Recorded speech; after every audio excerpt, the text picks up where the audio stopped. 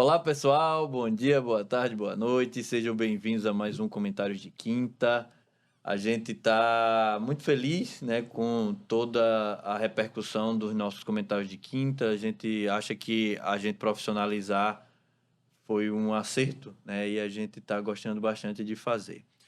No dia de hoje, a gente vai comentar um caso um pouco diferente que a gente falou para vocês, né, que a gente vai trazer periodicamente casos de colarinho branco, casos de eleitoral, que a gente acha interessante trazer também para os nossos comentários de quinta. Hoje, a gente, dentro dessas questões de colarinho branco, a gente vai trazer um crime contra o sistema financeiro no RESP, né, o recurso especial número 211.690 2 2 milhões. milhões, 2.116.936 da Bahia, de relatoria do ministro Teodoro Silva Santos. É um crime contra o sistema financeiro, onde tem recorrente Ney Prado Júnior, com seus advogados, Bruno Rodrigues e outros, e o recorrido do Ministério Público, só que tem um monte de corréu. Uma penca de Uma correios. penca de corréu que eu não vou falar aqui, senão a gente passaria todo comentário de quinto falando de corréu. E o crime seria do artigo 4º da Lei 7492 de 86, né? Crime contra o sistema financeiro, como eu falei, e tem a ver questões técnicas. Tem a ver com questões técnicas, porque esses crimes específicos, eles são pegos muito por questões técnicas, seja do direito penal, seja do processo penal, e aqui é questão, por exemplo, de delito próprio ou delito de mão própria, né? Ou se o agente, né, se nesse caso aqui o recorrente, ele, por não ser gestor ou equiparado a gestor, ele, da instituição financeira em questão, né, ele poderia ou não ser um corréu, né, ou no máximo um partícipe. Nesse caso aqui, o corréu, né, o recorrente, ele não seria, né, não participaria da instituição financeira, e a questão a discutir aqui é se ele poderia ou não ser responsabilizado por alguma questão, ou saber, né, se ele soubesse, mesmo sem ser o gestor da instituição financeira, se ele poderia ser responsabilizado. É isso aí. Bom dia, boa tarde, boa noite, boa madrugada, caso você tenha o hábito de nos assistir pela madrugada também. Realmente, é um acórdão aqui não tão longo, 17 páginas, mas rico de temas. Vamos tentar ser sintéticos para não produzirmos um vídeo demasiadamente longo. E eu diria, Marcos, que é um desses casos que o direito penal ele se interliga rizomaticamente aqui, para fazer homenagem a um autor que me é muito caro, ao processo penal. E é interessante, eu acho que são talvez os casos mais interessantes, porque permitem essa interdisciplinaridade em duas disciplinas muito afins, né? Então, o primeiro ponto que eu destaco é justamente a natureza do delito do artigo 4º da Lei 7.492, que é a Lei de Lavagem de Capitais. Curiosamente, em paralelo, eu venho lendo, eu sei que você também, em o livro novo do professor Ricardo Gleckner, Autoritarismo e Processo Penal, volume 2, ele passa boa parte do início do livro falando da lavagem de dinheiro como desses delitos criados para, de forma mais fluida, tentar prender com mais facilidade, dada a forma como se constrói ali o tipo penal e as suas particularidades. Então, no caso aqui, o artigo 4º, a discussão, ou pelo menos é apontado que há um entendimento firme da Corte de que ele se trata de crime próprio e não de mão própria. Consequentemente, seria possível o concurso de terceiros. E já tratamos de um caso muito parecido, no qual um gestor de empresa, não vou lembrar em qual episódio, ele era apontado como um dos criminosos, um dos coautores, simplesmente porque ele era sócio. Não é o caso aqui. No caso aqui, o recorrente sequer era, né? Ele não era gestor, não era equiparado a gestor da instituição financeira. Ele era gestor de outra empresa, se eu não me engano, e Isso. que teriam praticado tudo junto nesse caso. Isso, teriam contribuído aí com a gestão fraudulenta da instituição. E é justamente o ponto que o penal, que ele não admite a chamada responsabilidade penal objetiva, então eu não posso simplesmente partir do pressuposto de que há uma relação entre eles, uma relação profissional. E essa relação profissional está ali na linha de tiro, que resulta na suposta lavagem de capitais, automaticamente ele também é réu. Além disso, a gente tem que produzir aqui a conexão, a interligação, com a necessidade da chamada prova do dolo, que é outro tema muito delicado. Por quê? Porque se a gente sequer consegue, muitas vezes, nem sempre, o respeito à produção de provas nos ditames legais, jurisprudenciais, doutrinários até, em relação a provas mais concretas, concretas eu digo que tenham uma maior conexão com elementos objetivos sensoriais, imagine quando a gente está falando da prova do dolo. É um assunto tratado pela epistemologia da prova, mas de difícil apreensão. Não quer dizer que o dolo não possa ou não deva ser provado. Muito pelo contrário. Quer dizer que haverá uma dificuldade maior para isso. E alguns delitos eles acabam sendo mais escudados ou mais escorados na necessidade das chamadas provas indiciárias. Não quer dizer que a prova indiciária baste. Não quer dizer que deva haver um arrefecimento, uma diminuição do estándar probatório. Quer dizer que eu vou ter mais dificuldades pela impossibilidade da produção de uma prova direta.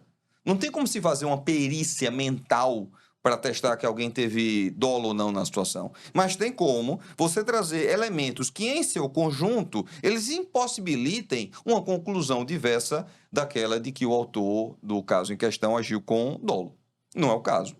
Eu destaco aqui no ponto 5 da ementa, quando o ministro coloca, não obstante a sentença afirme que a prova testemunhal seria um dos elementos de prova, não indicou nenhum trecho de depoimentos e tampouco o nome de nenhuma das testemunhas cujas declarações dariam suporte à conclusão de que o decorrente teria dolosamente aderido à gestão fraudulenta.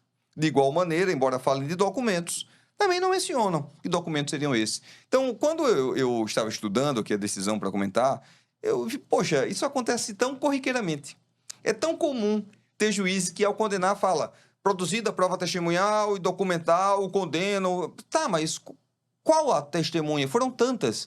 Qual é que Vossa Excelência levou em consideração para condenar? Ah, documentos. Foram tantos. Quais os documentos? Qual parte do depoimento foi levado em consideração ali para condenar? A gente não sabe. Aí a gente embarga.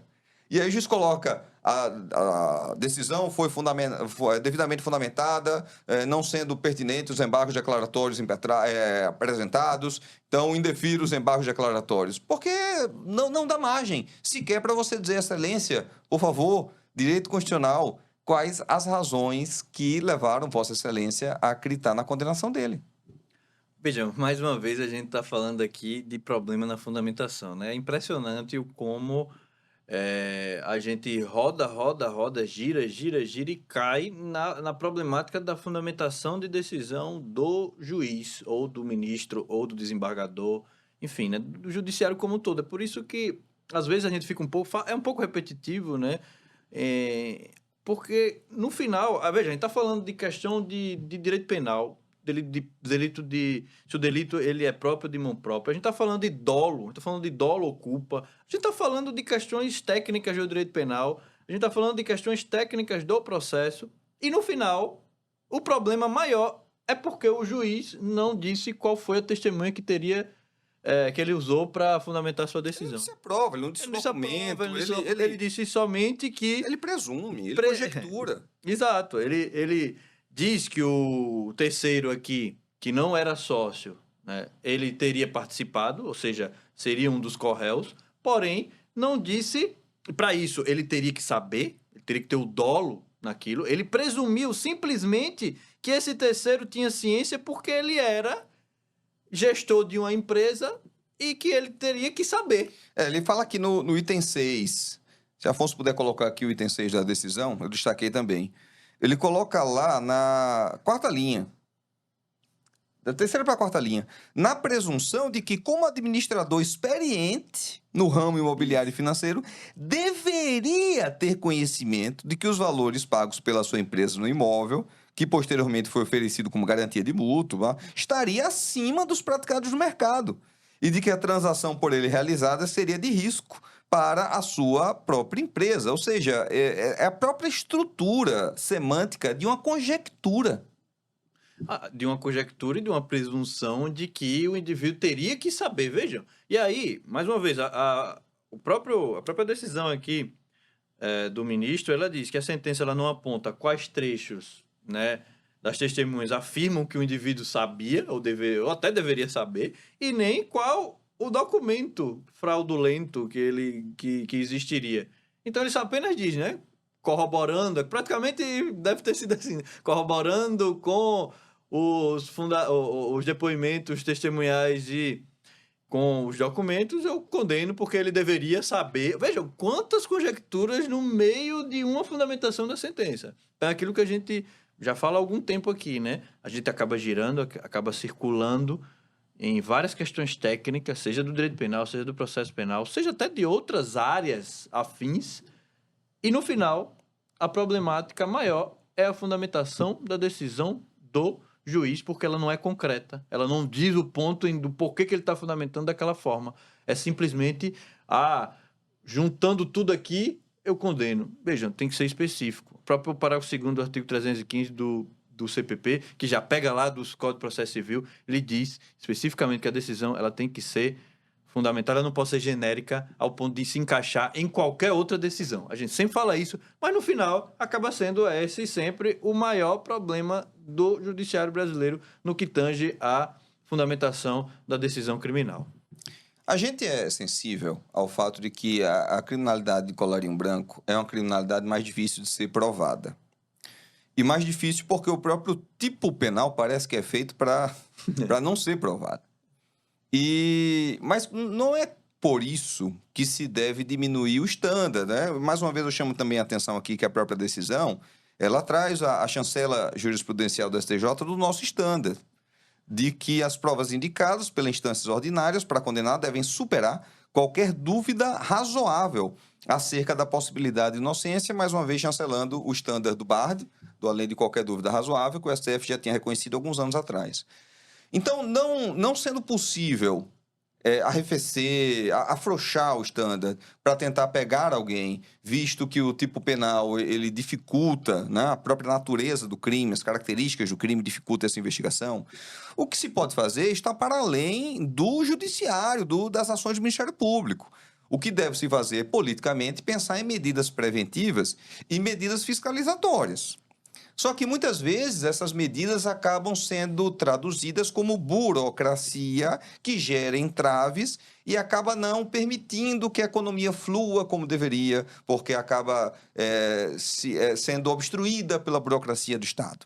Mas tem que se ter em mente o que é burocracia à toa, o que é burocracia entrave, empecilho, a troco de nada, e o que é burocracia que existe para evitar fraudes, para evitar lavagem, para evitar corrupção. E essa, muito pelo contrário do raciocínio aqui exarado, ela é muito bem-vinda, porque ela vem justamente para, por mais que atrase um pouco, crie ali pequenos obstáculos, mas preserva o dinheiro público e não deve ser dispensada. E tem um detalhe final que toda vez que tentam, né, relativizar questões de garantias para chegar num topo maior de colarinho branco, vai ser afetado lá embaixo. Vai ser afetado no processo penal, que é o da grande clientela do processo penal, que são os dos crimes, né, contra o patrimônio, dos crimes de rua, que a gente chama, né? Então, não adianta tentar relativizar para pegar lá em cima, porque vai relativizar tudo, vai acabar pegando muito lá embaixo e pegar um ou outro lá em cima para legitimar. E não é isso, e não é para isso que o sistema penal deve servir, pelo menos no seu discurso oficial. Né? No discurso não oficial, a gente sabe muito bem que pode ter outras legitimações, mas no discurso oficial, se a gente for querer atingir lá em cima, a gente sempre vai atingir lá embaixo. Então, é isso aí, pessoal. Eu queria agradecer mais uma vez a quem chegou até o final, dizer para vocês que curtam, né, comentem, vamos gerar discussões para a gente ir atrás, a gente discutir, sair daqui desses 15 minutos que a gente fica aqui conversando e ir para o debate. Indica para alguém, compartilha e até o próximo vídeo. Até a próxima. Tchau. Tchau.